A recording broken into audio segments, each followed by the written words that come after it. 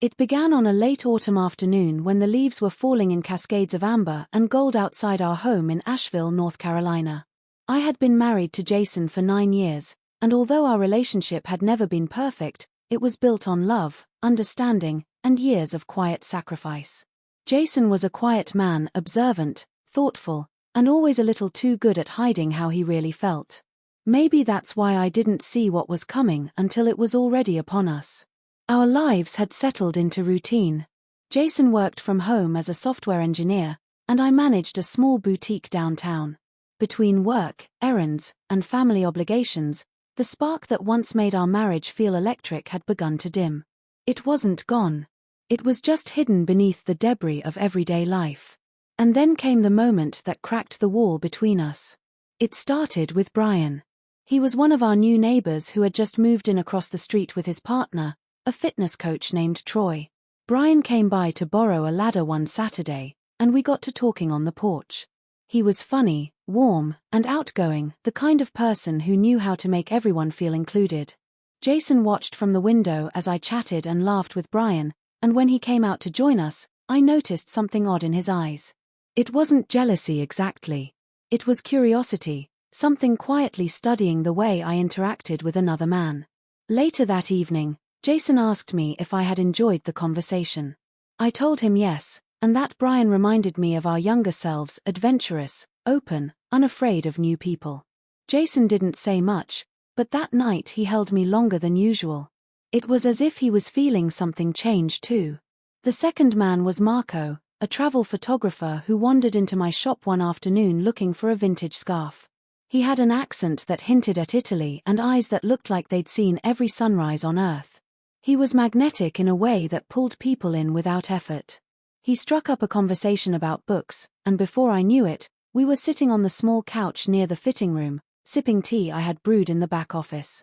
Jason came in to pick me up that day and saw us sitting close. He didn't say a word on the drive home, but that night he asked me, gently, what I thought of Marco. I hesitated before answering.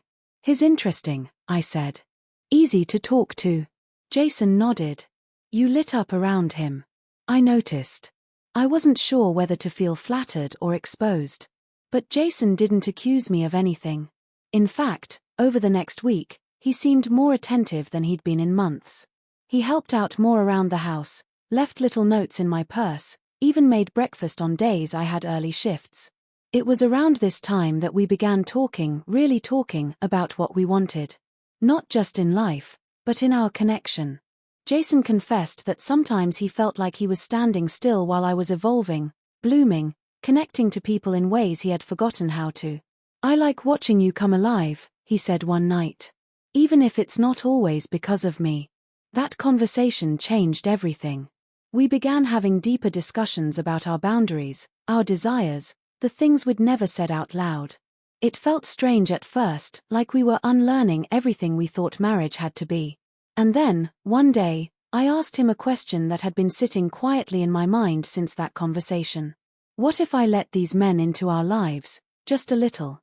Not in the way people might assume, but as connections. What if I didn't have to hide the parts of me that light up when I'm around them? Jason didn't respond right away. But when he finally did, he didn't say no. So the third man came in, Eli, a jazz musician I met at a local fundraiser. He was older, wiser, with a soul that poured out through every note he played. I invited him over for dinner one night, and Jason watched me cook, watched me laugh with Eli over red wine and garlic bread. He was quieter that evening, not withdrawn but contemplative. After Eli left, Jason took my hand. "You look radiant," he whispered. "You don't need to hide that." There was a softness in his voice I hadn't heard in years. Something reverent, even. It made my heart twist in ways I hadn't expected. The fourth man was Caleb. He was a counselor at a wellness retreat I attended up in the mountains. He wasn't flashy like the others, he was grounded, calm, the kind of presence that made you feel safe just by being nearby. We didn't even talk about attraction. What I felt around him was something deeper, like being fully seen without needing to perform. When I came back from the retreat and told Jason about Caleb, he didn't flinch. He listened. And when I told him how all 4 of these men had touched different parts of me, not physically, but emotionally, spiritually, he finally let out a breath I didn't know he'd been holding. "I think this is who you are," he said. "And maybe this is who we are too." From then on, we lived differently. Not recklessly, not irresponsibly. We weren't trying to be unconventional for the sake of rebellion. It was more about truth, allowing room for the full expression of our emotional lives without fear. Each of these men remained in our lives in some capacity. Brian and Troy became our close friends. Marco visited once more on a photography trip, and we all went hiking together. Eli played at our anniversary party. Caleb wrote to me once a month, and Jason read every letter with me. Our marriage didn't weaken. In fact, it deepened in ways I never thought possible. Jason and I became more honest, more raw, more real. We weren't hiding from each other anymore. We were watching each other evolve step by step. It wasn't about open relationships or any scandalous arrangement. It was about being open to life, to love in all its forms, to the complexity of human connection. People didn't always understand. Some friends pulled away, unsure how to categorize us. Others leaned in closer, drawn by the unfiltered honesty they saw in our eyes. We never tried to explain or defend. We simply lived. Years passed, and the 4 men became parts of our mosaic. They were not intruders in our marriage. They were threads in the larger fabric of our story, threads that wove deeper color into the tapestry of our love.